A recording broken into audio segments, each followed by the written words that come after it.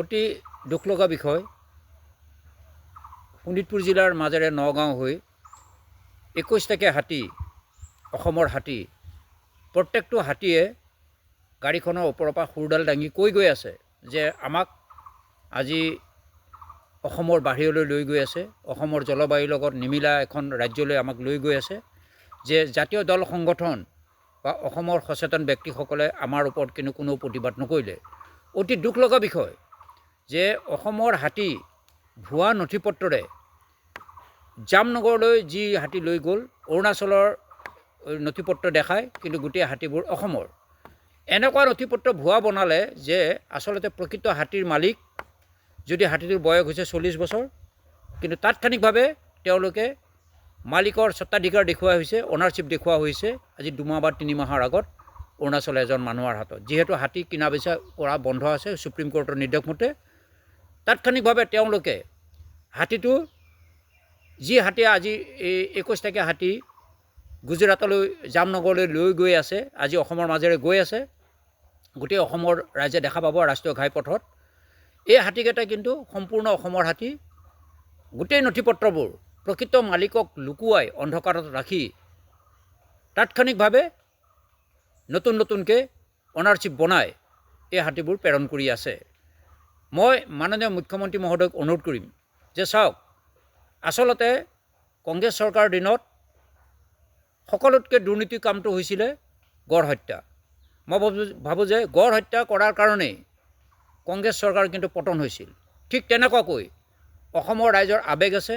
মই ভাবোঁ যে অসমৰ হাতী আমি এতিয়া বন্ধ কৰিব নোৱাৰোঁ, যিহেতু অসমৰ মুখ্য বন সংৰক্ষক, মুখ্য মন্ত্ৰী পাবুলি, কেন্দ্ৰীয় ডাঙৰ বাঘা মন্ত্ৰীসকলৰ লগত এই হাতীবোৰ গৈ আছে। আমি জাতীয় দল সংগঠনেই হওক বা আমি সচেতন ব্যক্তিয়ে হওক বা প্ৰকৃতিপ্ৰেমীয়ে হওক, আমাৰ প্ৰতিবাদ কোনেও কিন্তু মানি নলয়।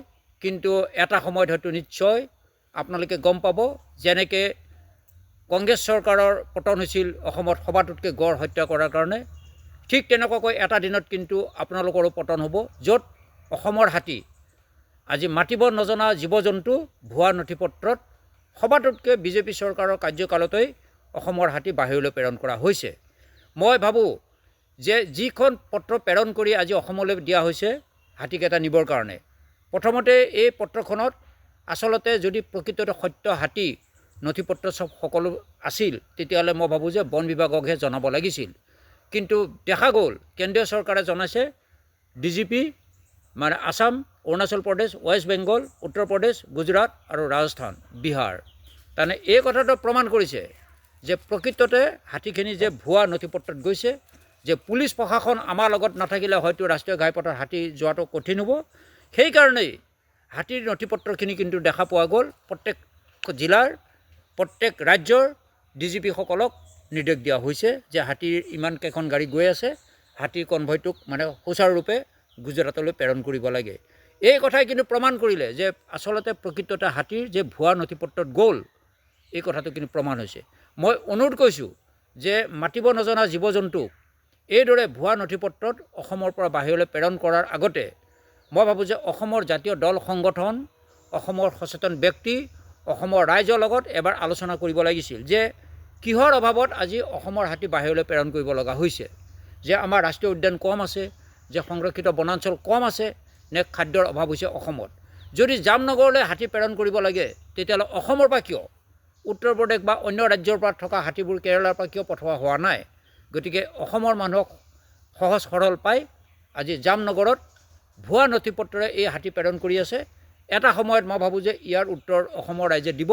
আশা কৰিছোঁ যে যিকেইটা হাতী গৈছে সুকলমে তাত থাকক। যিহেতু আমাৰ প্ৰতিবাদ কোনেও নামানিলে, আমি ভাবোঁ যে সুকলমে থাকক। কিন্তু আমি গম পাইছোঁ যে জামনগৰত হাতীৰ পৰিৱেশৰ বাবে একেবাৰে কঠিন, কাৰণ তাত জলবায়ুৰ লগত অসমৰ জলবায়ু একেবাৰে নিমিলে। লগতে তাত পলিউশ্যনৰ যিটো অইলৰ ফেক্টৰীৰ পৰা তাত ধোঁৱা নিৰ্গত হৈ থাকে, সেই অইলৰ গোন্ধৰ পৰাই মই ভাবোঁ যে অসমৰ হাতী কিন্তু বেছি দিন জীয়াই থাকিব নোৱাৰে।